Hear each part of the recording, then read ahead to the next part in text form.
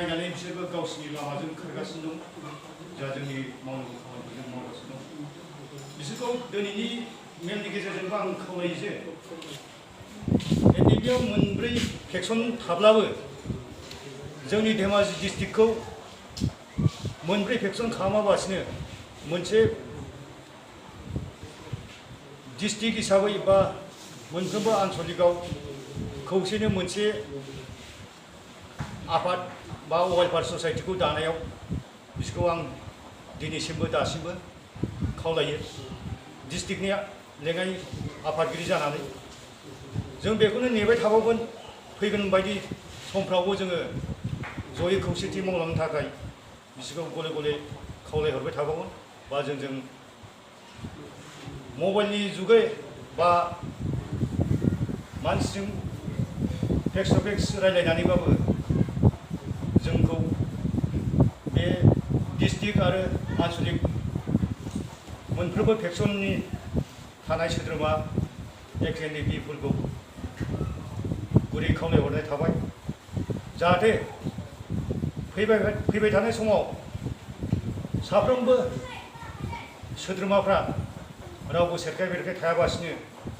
गाव गावनि मोननांगौ मोनथायखौ मोनफुंनो थाखाय जयै खौसेथि मावलांनो थाखाय बे हाबाफारिनि गेजेरजों बा दिनैनि जोनोम सानखौ लोब्बा लानानै बिथांमोनखौ खावलायनाय थाबाय आरो दिनैनि मेलनि गेजेरजों बेखौनो फोरमायनो सानोदि फैबाय थानाय BKWSCनि बिनि मावनांगौ खामानि जेरैबायदि आफादनि माखासे बिहोमा दं होननानै आं सानो आफाद हिसाबै जोंहाबो बेयाव मोनथाय हिसाबै मोननांगौ होननानै जोंनिफ्रायबो बा आफादनिफ्राय गुरै खावलायनाय थाबाय बेफोर खामानिनि थाखायनो आङो गले गले बिथांमोनखौ हांख्रायसेयावबो जुदि बिथांमोना जोंजों आखाइ गोरोबनो हायाखै बा फैयाखै मानि जाहोनाव बेखौथ' बुंनो हाला बुंनांगौ गोबां बाथ्रा दंमोन नाथाय समनि गेजेरजों दिनै आं बेखि मेलनि बा मिटिंनि दान्दिसे जथुम्मायाव आं बेखौनो फोरमायनो नागिरदों एनडिपि जोनोम जाखांनायनि उनाव दिनैसिम 34 इयार्सनि उनाव इन्डियान गभर्नमेन्टजों गोरोबथा जाखांनायनि उनाव जोङो दिनैनि दिनखौ जोनोम सान हिसाबै मोनफ्रोमबो जायगायाव डिस्ट्रिक्ट बा आनसलिक हिसाबै बे हाबाफारिखौ खुंनाय जादों लोगोसे जोंनि जिबायदि आफादनि थांखि बिथांखिखौ गोसोआव लानानै जाथिनि हारिनि मावनांगौ खामानिखौ मावफुंनानै जोबथा इन्डियान गभर्नमेन्ट आरो जोंनि आफादनि बा बर'नि गांनाय उखैनायखौ जाफुंसार होनायनि थाखाय गोरोबथा सान बा इन्डियान गभर्नमेन्टजों सावरायनानै गोरोबथा जाखांबाय बिनि उनाव नै जोंनि जोनोम सानखौ लोब्बा लानानै आं बेखौनो आरो खनसेबाव इन्डियान गभर्नमेन्ट आरो आसाम गभर्नमेन्टनि सिगाङाव खावलायबावो जे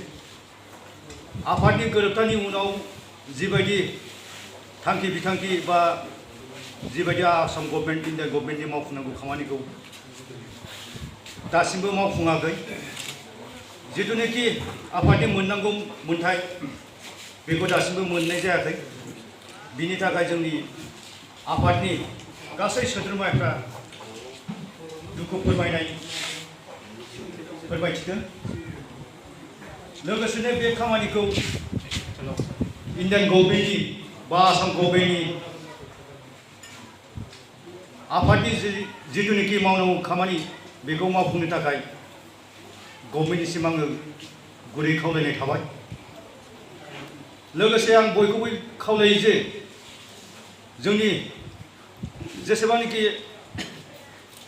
मावथि सोद्रोमा बिथांमोननि थाखायबो गासिबनोबो मोननांगौ फिथाइखौ मोननो थाखाय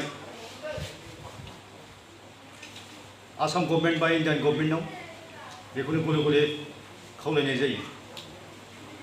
दिनैनि बे मेलनि गेजेरजों आं बेखौनो फोरमायनो सानोदि जोंनि आफादा दिनैनि दिनाव